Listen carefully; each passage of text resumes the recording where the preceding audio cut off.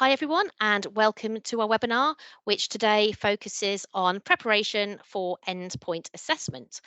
My name is Jill Boyd and I work in the Skills Strategy and Engagement Directorate in DFE, and I'm delighted to be joined today by employers who are ready to give some advice and guidance based on their own experiences of preparing apprentices for endpoint assessment.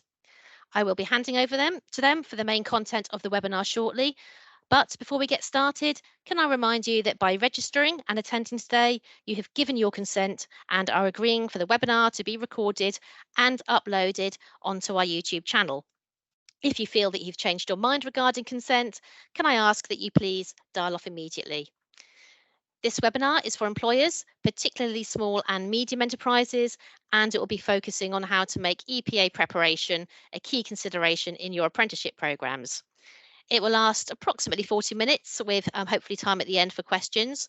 And because you might want to refer back to the content in today's session, we'll be emailing a copy of the recording and slides to everyone who has registered.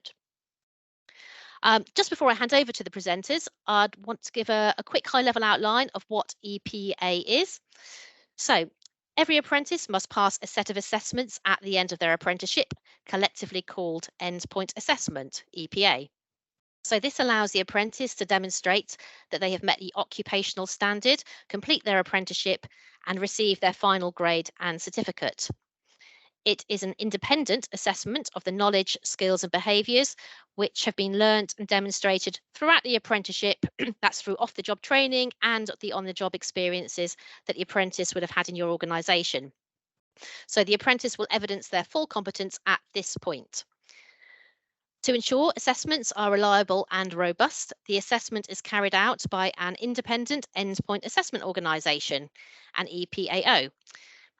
So EPA will include assessment methods such as a workplace observation, practical test, written test, interview, or a project.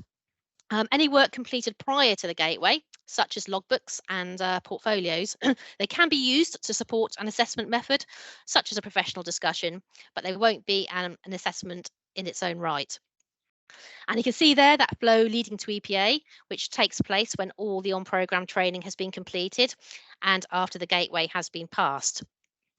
So the gateway is a really important stage because EPA should only start once the employer is confident that the apprentice is occupationally competent and has met all the minimum requirements set out in the standard, such as the completion of any functional skills or mandatory qualifications.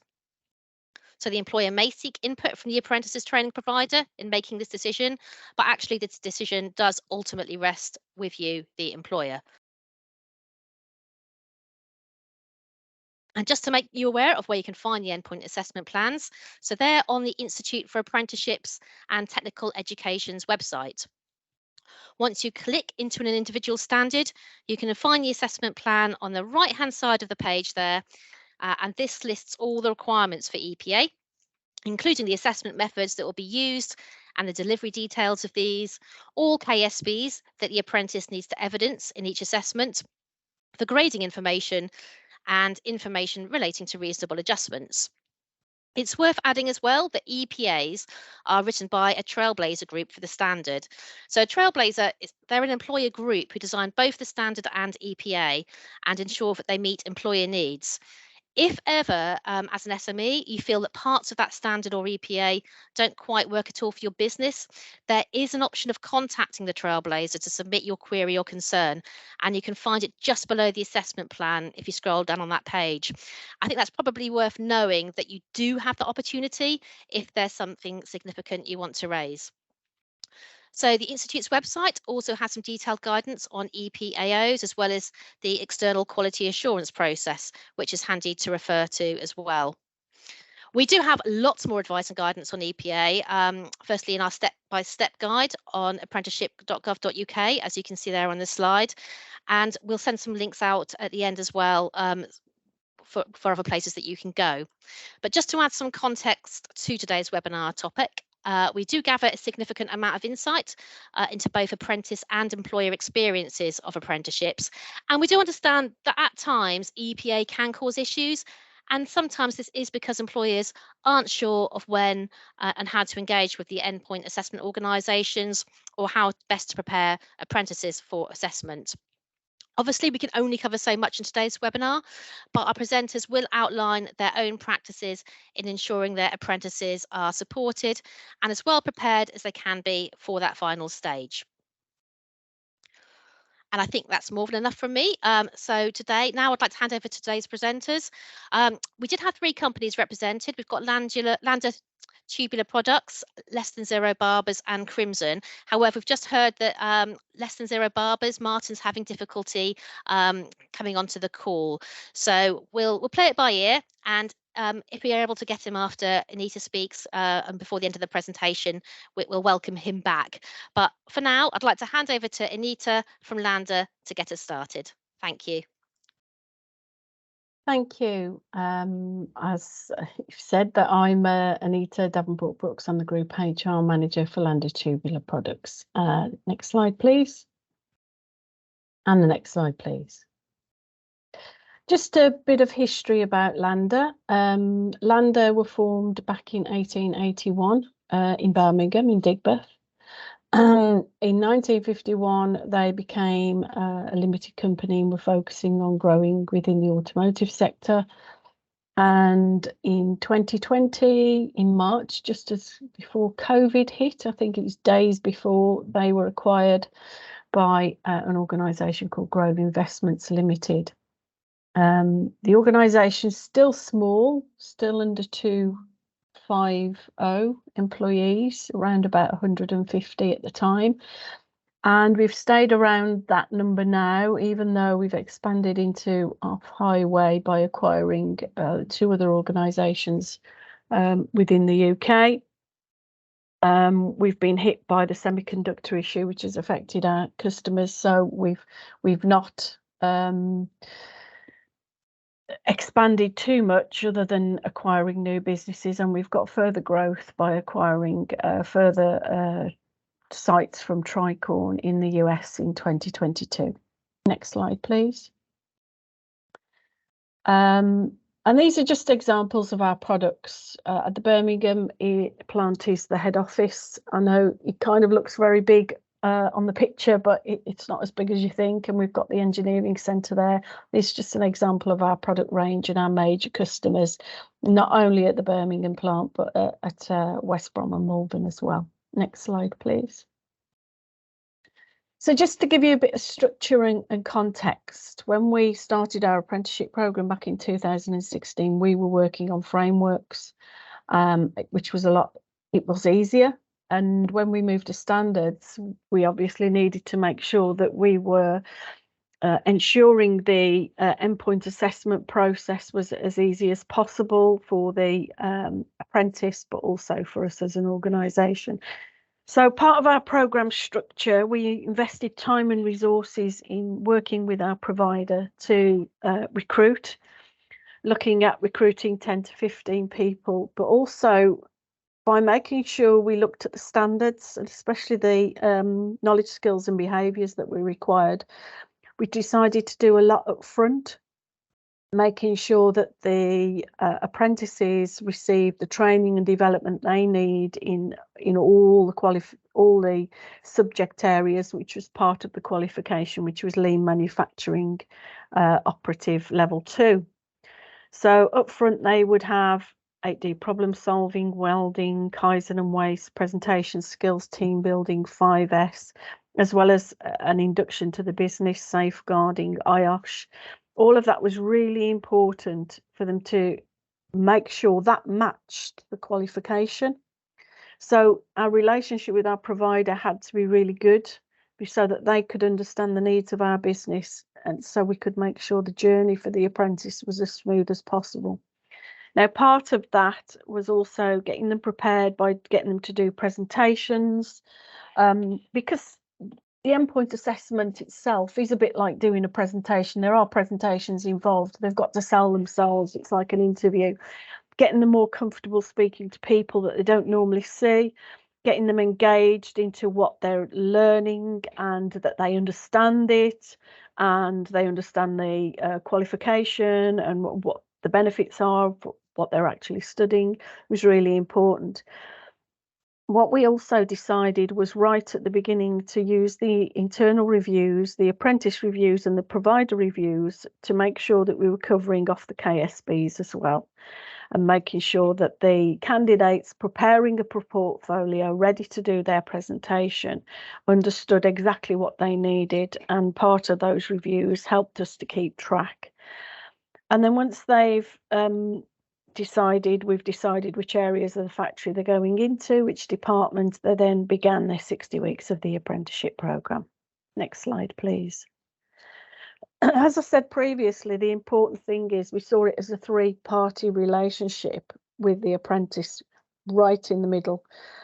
So when we first got our endpoint assessment organisation involved, we arranged a meeting with the provider, ourselves and the endpoint assessor to fully understand what would happen at an endpoint assessment, what their expectations were. The provider was given the opportunity to ask as many questions as possible. Unfortunately for us, the endpoint assessment organisation and the assessor were really keen on making the relationship work really well.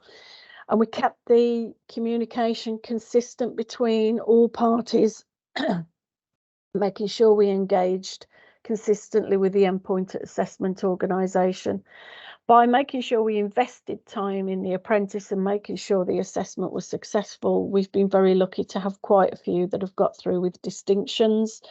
Even those that have been struggling when they were trying to get their functional skills completed, or they'd got dyslexia, or they had anxiety or stress from the process, we tried to make it as smooth as possible. Observations were done with the full involvement of the team leaders within the factory or within the warehouse. And they were there to support the apprentice as well and trying to make it as smooth as possible. This isn't just about the apprentices doing the endpoint assessment. It's more like a family supporting an individual to achieve a qualification. So you have to make sure you're there, and you have to make sure that you give them the support that they need, and they're more likely to succeed and get a distinction if they feel confident that they're getting the support from every area, and the message is the same as well. You know, the endpoint assessor is not asking for something different from what they've learned, or that the organisation are, you know, well, have you passed it or not passed it? We get involved right at the end as well and are part of the interview process to make sure we sit and support the apprentice as much as possible. Next slide, please. So, lessons learned. This is really important because we had to make sure the leaders in the business understood the basic requirements of the endpoint assessment. It wasn't just about, you know, the team leader. It was about their boss understanding that when the endpoint assessor comes on site, they'll want to see certain things. They'll want to be able to check the behaviours. They'll want to do the right observations. And we made sure that the endpoint assessors were introduced to all the team leaders so that they knew the different department team leaders. They felt comfortable down there. They could ask any questions they wanted, and it was a much easier flowing process. We also identified any different additional development for areas where they were struggling, as I mentioned, the presentation skills. When they have to present at the end, if they've done a few presentations to different people within our business, then they feel more relaxed, they feel more confident in themselves. And if they do feel stressed, we try and help them to talk about it. You know, how can we help you to make that a little bit easier for you for when you're sitting in there? And we are going to be in there with you, with the provider, not to all sit there and judge you, but to say, right, you know, if you forget something, oh, do you remember this? Then it's just there as to jog their memory and to also to make sure that they recall the information. Also agree with the provider any additional support needed for the apprentice. We do this as soon as we can. And that's why it was so important getting the endpoint assessment organisation and the provider together right at the beginning so that they could understand that. And it was really important to make sure that we reviewed regularly with the provider the progress towards the EPA. So part of our KPIs that we have with our provider, we'll look at how many are due for EPA, when that will occur, and also if they've got any concerns and what additional resources might be needed. So from the beginning of the EPA and engaging with the EPO from the beginning supports the apprentice to achieve. So it's all about the quality of provision and support. It's the same as if you're buying anything for your home. You want the good quality. You want to make sure it's done right.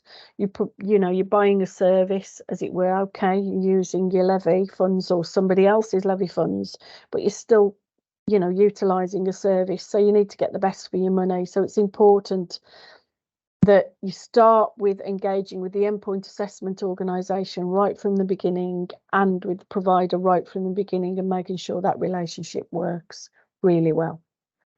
And I think that's it. Thank you. Thanks, Anita. And I think you've made some really key points there around how you need to consider EPA right from the very start and engage with the EPAO as early as you can, and then throughout the programme. I love the illustration of that. I definitely think it's important to have those processes in place so you can fully track the apprentices' progression to make sure they're both competent and confident by the time they get to Gateway, and have exposure to all those experiences that allow them to cover all the KSBs by the end of the training period. And I think those collaborative relationships you've highlighted there with both the training provider and EPAO are so important to give your apprentices the best opportunity to feel prepared to achieve.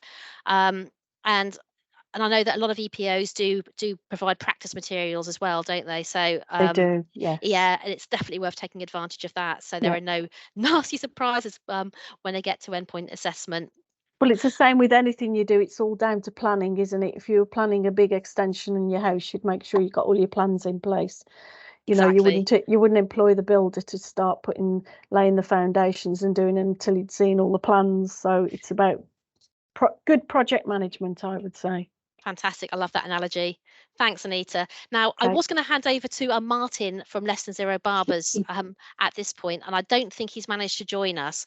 So what I'll do is I'll skip through his slides, but obviously they'll still be in the pack for when we send it out to you all. And if we can get any additional information from Martin by the time we send the information out to you all, then we'll add that as well. So I'm just going to skip on.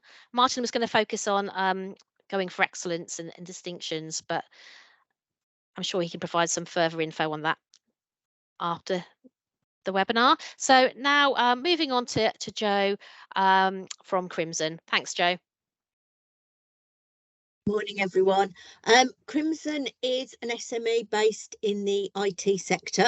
We have two parts of the business. One part is an IT solutions company, and the other side is an external IT recruitment company. So we work just as a normal recruitment company for other organisations. And we've initially started our apprenticeship journey with IT delivery type apprenticeships in software testing and software developing. And we've grown that to include other types of IT programs, all at level 4. But we've also started to roll out apprenticeships across the business, into the recruitment side of our business, into our sales team. And also I'm currently doing a level 5 apprenticeship in learning and development, which is really key to understanding what some of our apprentices are going through as well. And we also offer our apprentices the opportunity to progress onto a degree level apprenticeship. Next slide, please. So I've kind of cut the apprentice endpoint assessment process into sort of 3 key areas: understanding, planning and support, and celebration. So I'll just go into those in a little bit more depth. So from our perspective, we've got a lot of different, very different apprenticeships with very different providers. So we probably don't engage with the endpoint assessment company quite as early as LANDA, but our training providers provide that connection on our behalf. But what really is important, I think, from our perspective, is really understanding what our apprentices need to go through to get to the final goal. And we really need to start looking at that right from the beginning. So part of that is really having that close relationship with our training provider, using them for support and advice. And we've got quite a close relationship with some of our training providers. It really helps them understand us and be able to guide us correctly. But it also is that point of contact for answering any questions and supporting both the company and the apprentice throughout the whole journey. So one of the really key things to do at the beginning is really understand both the qualification, the knowledge, skills and behaviours that are required, and also the assessment plan. So it's kind of having that eye on the goal right from the beginning.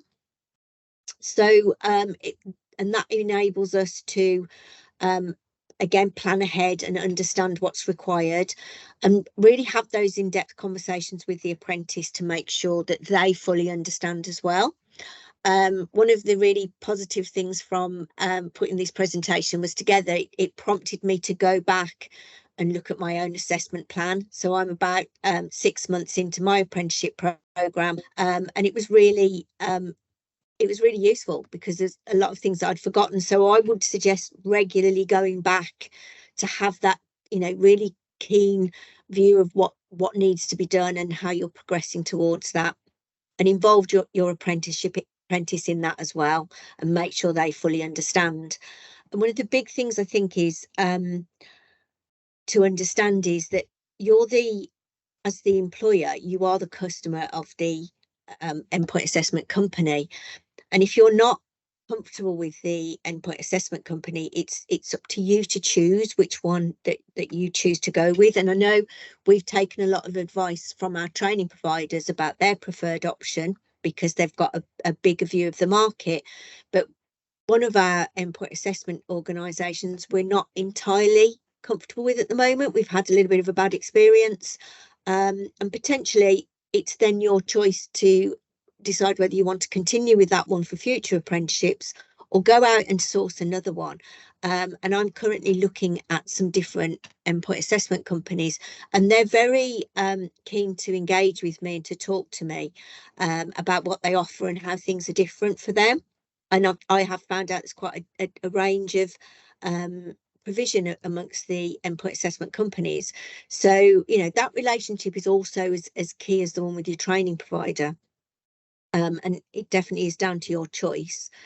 On to the final point, find evidence sources. So the apprenticeship is an evidence-based organisation, and it's really important that you're regularly tracking, that you're kind of chipping away at providing evidence for the different knowledge, skills and behaviours as you go through. In an academic qualification, if you'd been a bit lax or a bit slow in doing things, you can cram at the end and learn a lot of information. But evidence doesn't work in the same way. It takes time to gather evidence. So it's really key that you're making sure that that you're working towards that.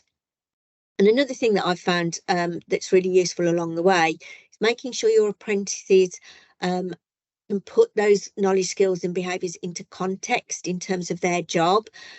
We've found with some of ours, sometimes just a really informal chat helps them really understand what they've been doing or what they're experiencing in their own role, how that fits with the apprenticeship, and that will enable them then to understand that better and talk.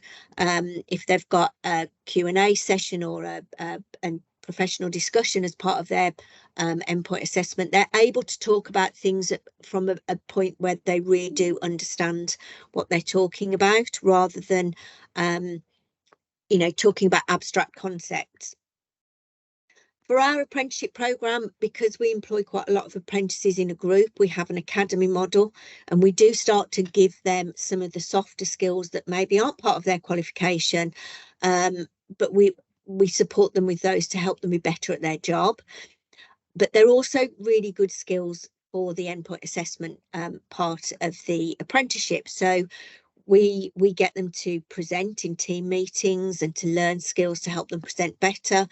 We give them opportunities to learn how to be a little bit more professional and how to understand relationships and working with other people.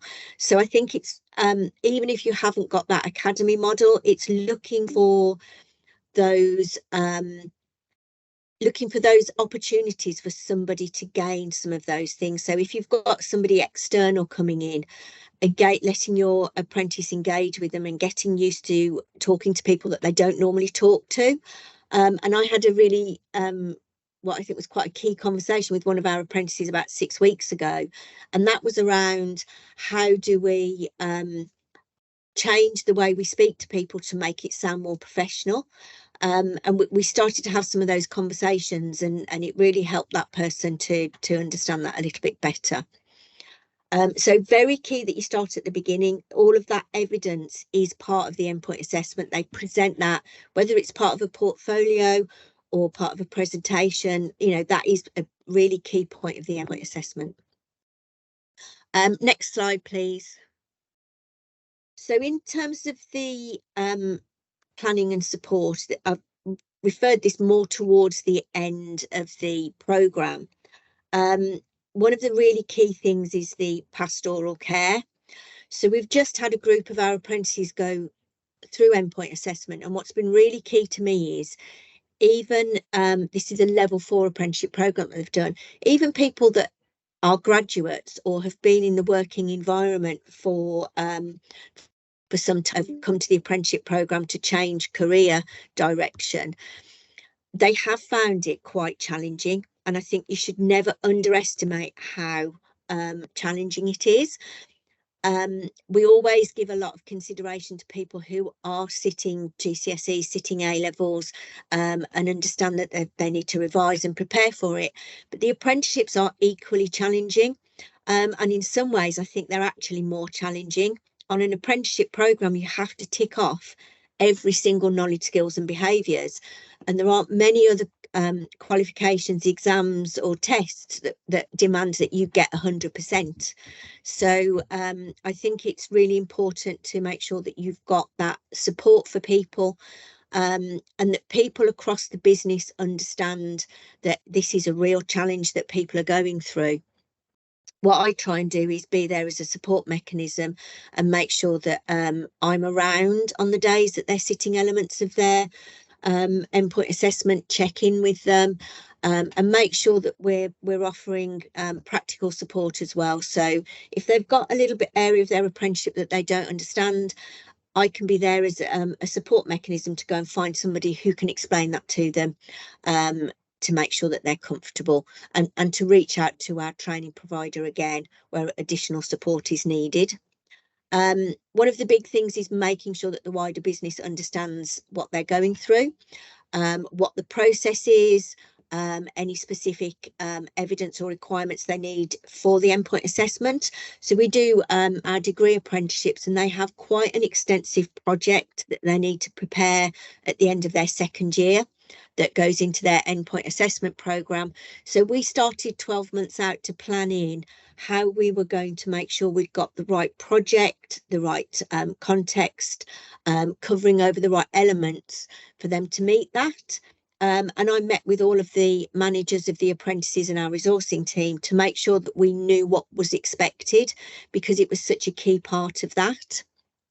And also the impact and the time commitment that they need to complete the elements of the programme. So we had people that needed to do a project in 6 weeks. So we gave them not the full 6 weeks, they didn't need that, but 2 to 3 days per week, depending on the project and the person, to make sure that they could complete that project element. We also give them time to prepare for the different elements, and the time that they need for the assessment meetings and any additional requirements. For example, they might need to want to come into the office and use one of our meeting rooms where it's quiet and where they know the Wi-Fi connection isn't going to drop out if they're in if they're working from home and it's a difficult area for them with the Wi-Fi. So I think that's some of the things that we work on. But it's also really important that by this point, you've got to know your apprentice. It may be that they do have physical disabilities, mental disabilities. You may have come across something that they're challenged by, and it's also worth asking them if they had any special consideration for exams when they were in school, because it is possible to get reasonable adjustments for the endpoint assessment elements as well. And I think they will look at anything that would put an apprentice at a disadvantage. So it is definitely worth making sure that they're fully comfortable with all the elements and there isn't any extra help that we can give them. Next slide, please. So for us, it's really important that we celebrate the apprentice at the end of the programme. One of the big things that we look at is recognition. So we announce any apprenticeship, even if it's only part way through, any achievements from their apprenticeship programme, we announce those in our newsletter and all company team meetings. And once they've completed, we host a celebration event. So we like to give them a reward for it. So we try and give them some kind of trophy type thing and vouchers, but we also give them a pay rise at this point as well, in recognition that they're now more independent in their role.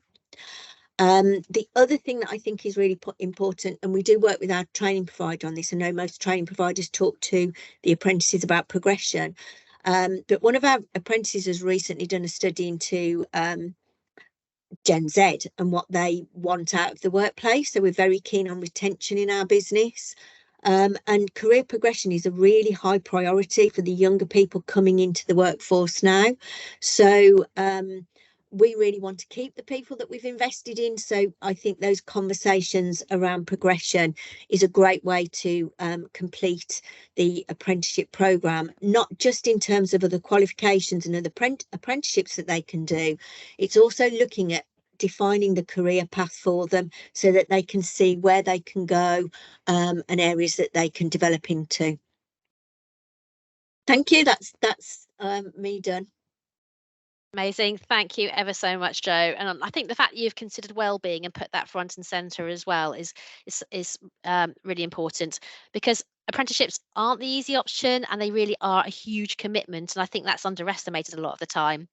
It definitely isn't easy doing the job as well as completing the learning at the same time. So I think it's great that you've recognised that. Brilliant too that you celebrate the success and consider progression, which I think is a real incentive for the apprentices to keep going to achieve their EPA. So thank you for that. And thank you to Anita too. Hopefully many of you today have taken something away to help you to think about how you prepare for EPA. And I can see lots of questions in the chat, so thank you very much for your engagement. In fact, Julie, are we able to go to questions now, please, to see if Anita and Jo can pick any of those up?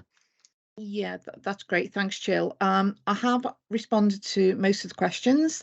There is one that is actually aimed at you, Jo, and it's saying, could Jo expand on the headings or units followed in their academy?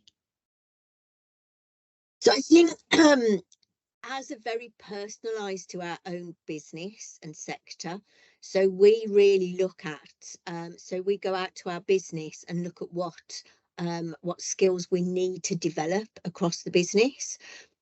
So I think it would be different for everyone, but we really do look at things like self-assessment, looking at your personality type, looking at how you like to work, how you like to work with other people, and what other people's personality types might be like. So a little bit around that team building. We certainly do a little bit around presentation skills, and we then embed that into our other sessions as well. So we're constantly giving people the experience of presenting back. So they just start to develop those skills a little bit more. We look at things like, trying to think what we've just done. We've just done some around critical thinking and problem solving skills. We do, trying to think of them all off the top of my head now. It's a little while since I delivered most of them. But so some of those kind of softer skills, time management is a really good one for apprentices. They're juggling work and they're juggling their apprenticeship program as well. And I know from my own experience, it's very challenging balancing the two different things when you've got a number of things coming at you from the from the working environment, and you're also trying to manage you know, maybe an assignment or an activity that you need to do as part of your apprenticeship program, it can be very, very challenging to fit both in. So yeah, so there's lots of different things like that, and balancing work life and home life. We look at stress and things like that, so lots of different elements that are useful. But the best way to build your program is to really go out to the people who work with your apprentices, manage your apprentices at all levels of your organisation, and look at what skills you need to take you into the future. That will then help you develop your own program. Our program possibly wouldn't suit other people, but we work. My role is to work really closely across the business at all levels to look at what skills that we want to develop to meet our future aims and requirements. So that's where you'll build your own kind of academy from, or your own internal training sessions. It's looking at where your business needs to go and how you meet those needs. Fantastic. Yeah. Thanks, Jo. Was there anything else there, Julie, that just come in? There's just one more question, I think, because we will send all the questions out to people with the answers, so everyone will get them. But there's one here, I don't know whether Jo or Anita wants to respond. It says, can you explain how you go about recording and presenting the portfolio of evidence? I'm happy to answer if that's okay, Anita. Or... Yeah, thanks, Jo. Yeah, I was just having a problem with my computer then, so yeah, you carry on. Carry on then. No, carry on. We because it's lean manufacturing, we actually agreed with the provider that we would put a portfolio together, because it was a lot easier for the individual to gather evidence in relation to what they actually do on the job. And also to identify where the gaps may be that they would definitely need, or areas that weren't being covered because of the role that they did, that we needed to look at for any special projects. But the actual endpoint assessment does end up being a presentation of the portfolio and an interview and an observation. So it's a bit of a mix. I can add a little bit to that, because Yes. some of our providers are quite flexible, and this includes my own as well. So we've got one apprentice who I'm sure he'd be quite honest about it, doesn't like sitting and writing written assignments. So we arranged with the training provider that he would do his over a Teams call, which would be recorded, and he could deliver his content verbally. And I think with technology now, that's so easy to do. And from my own perspective, my training provider is really open to us doing different presenting information in different ways. So my apprenticeship has what's called a learning journal. So you're building it up by talking about your experiences on a day-to-day basis, things that you've done that relate to the program. So I've done some written work about it, but I've also started to put together some video recordings that talk about certain elements of it. And we can also do, which I haven't done as yet, is just audio recordings as well that talk through it. So we can, I've been able to start to build up a little bit more around that. As you know, to talk quite a lot. So sometimes the options that aren't written are really good for me. So yeah, so I'm going to make use of those. But there are other ways that you can be observed as well. You can ask your training provider to come out and observe your candidates. You can do it by way of a professional discussion, which is what we've been recording for one of our apprentices on Teams, where he's talking through the knowledge, skills and behaviours with his coach. So I think that there are lots of different options, and I think it's always good to work with your training provider to work out which is the best option for your particular apprentice. Some apprentices might really much prefer to get things written down. It helps them, you know, organise and make sure that they've covered over what they were planning to cover. But, you know, it's not limited to one way. And I certainly think if you've got reasons why an apprentice might not want to do that, maybe they're dyslexic or something like that, then absolutely really do work something out through your training provider to make sure that you're meeting their needs as well.